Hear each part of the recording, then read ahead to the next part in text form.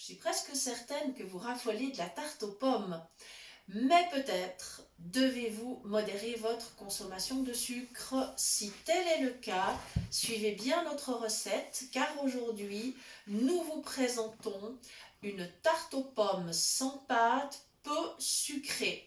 Bonjour les amis, bienvenue sur notre chaîne Cuisine pratique pour les non-voyants pour cette recette dans laquelle justement nous n'aurons que du sucre de fruits, donc du sucre naturel et aucun sucre ajouté. On passe tout de suite à la liste des ingrédients.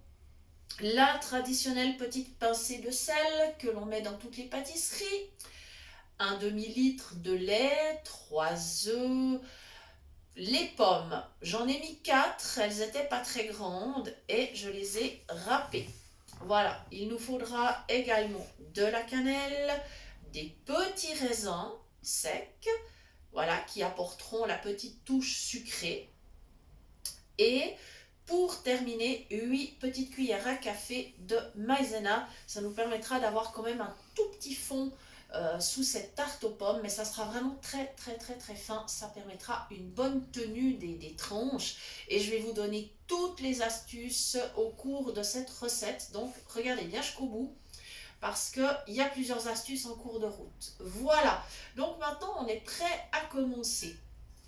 Dans le saladier, il y a déjà le demi-litre de lait, donc les 5 décis de lait, il y a la petite pincée de sel, et maintenant, tout simplement, j'ajoute les 3 œufs que j'ai préalablement cassés dans un bol. Voilà. Et hop là! Hop, le bol, il part pour la vaisselle.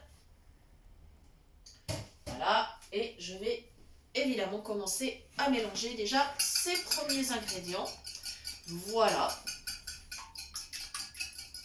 Voilà, mes œufs vont bien se défaire avec le lait, de toute façon il n'y aura pas de souci.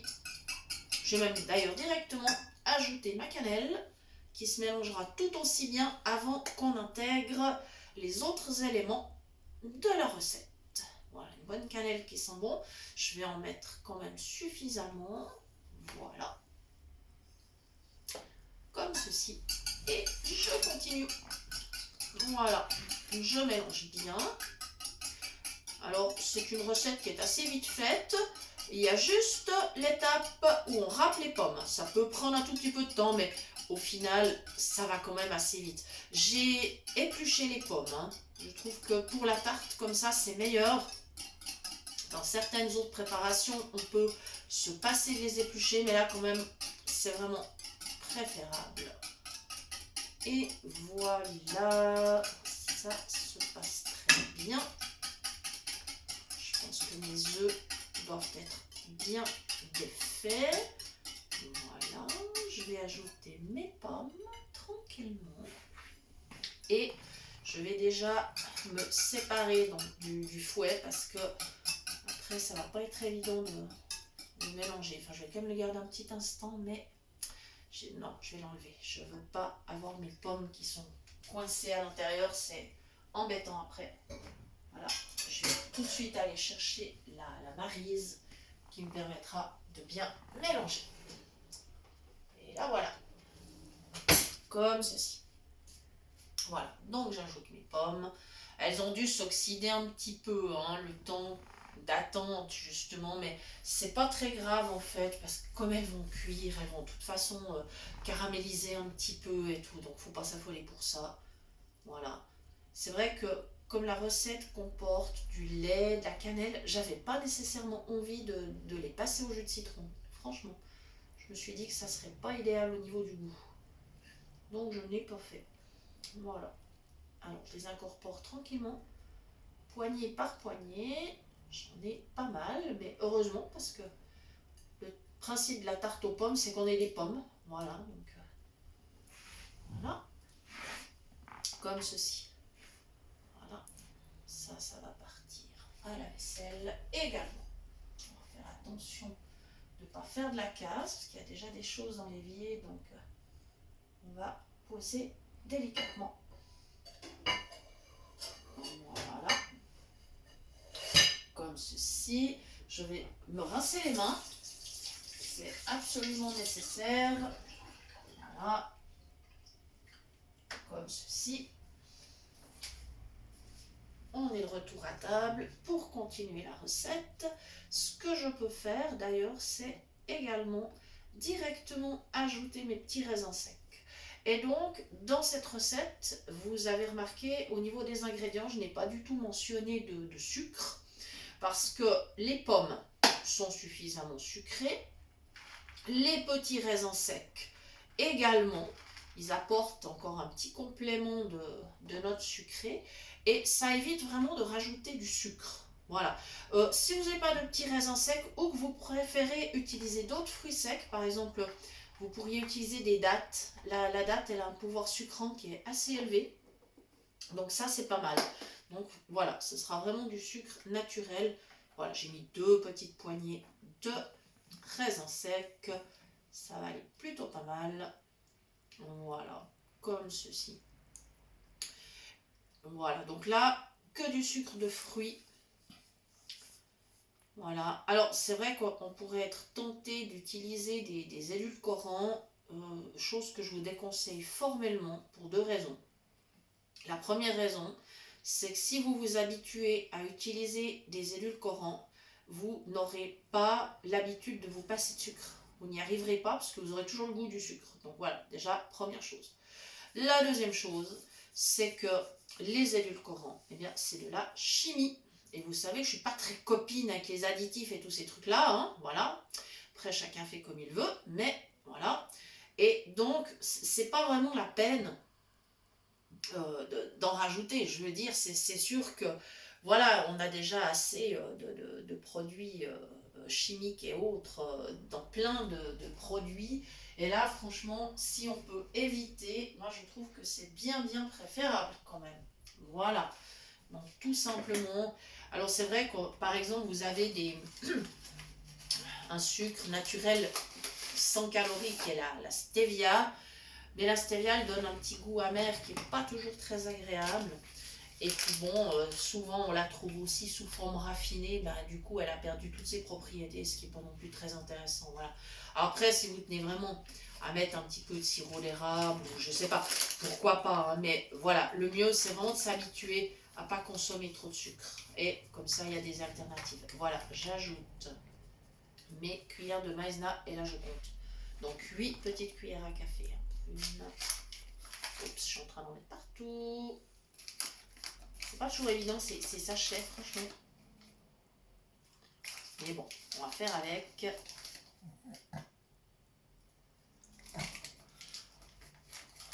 Tu viens nous aider, mon pas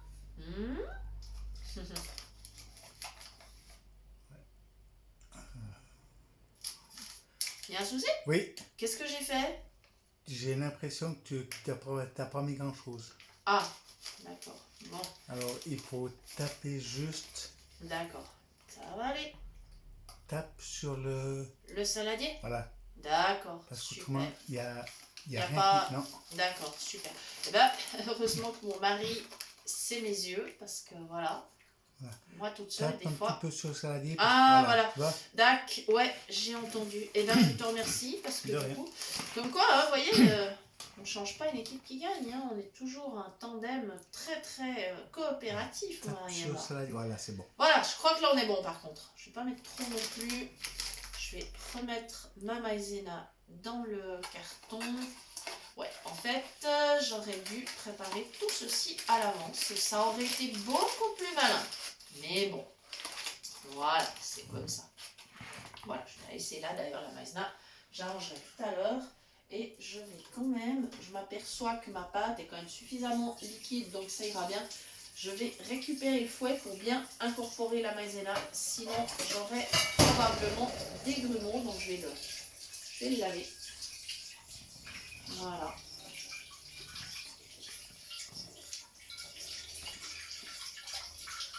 Voilà. Super. Et donc, on va finir cette pâte et il ne restera plus qu'à la répartir dans le moule. Alors, j'ai choisi un plat anti-adhésif rond qui est donc en fait un peu la taille d'un moule à tarte. Enfin, c'est la taille d'un moule à tarte, mais il est plus haut. Voilà, tout simplement. Hein. Voilà. ouais, ça va bien aller. La consistance est correcte, donc c'est bien. Voilà. Ouais, c'est bon. J'ai pas trop de pommes qui s'amalgament dans le fouet, donc c'est bien. C'est bien, je suis bien contente. Voilà, il ne restera plus qu'à transvaser en étant évidemment bien prudent parce que c'est bien liquide, hein, donc il faudra quand même faire attention. Voilà, la cuisson va se faire au four à 200 degrés, environ 30-35 minutes. Il faudra bien sûr piquer avec le couteau pour voir si c'est ok, s'il ressort sec. Et mon petit conseil pour que vous puissiez faire des tranches de cette tarte aux pommes, en fait sans pâte, eh bien c'est de la laisser refroidir. Voilà, laissez-la bien refroidir. Puis si vous souhaitez après la consommer tiède, ben, une fois que vous l'avez découpée, vous la réchauffez un tout petit peu. Et puis là, ça ira très bien. Et vous pouvez la décorer avec de la chantilly, une boule de glace si vous souhaitez. Voilà, il y a des possibilités. Maintenant, c'est clair que si vous devez faire attention au sucre, alors au niveau de la glace, par exemple, ne vous en privez pas, mais vous pouvez regarder sur notre chaîne la recette de la glace aux fruits sans sorbetière, qui est aussi une glace sans sucre, c'est-à-dire, même principe, on travaille uniquement avec le sucre des fruits, qui est une glace vraiment délicieuse et onctueuse. Voilà, donc si la glace vous fait envie avec votre tarte aux pommes, ne vous privez pas, mais voilà, préparez votre glace sans sucre et ça sera super comme ça. Voilà. Eh bien, ça y est, on y est.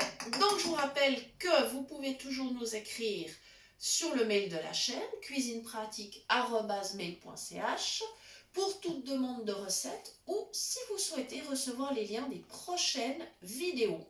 Et je vous remercie beaucoup de nous avoir suivis. Je vous remercie, je vous souhaite une belle journée. Je vous dis à très bientôt pour de nouvelles idées cuisine.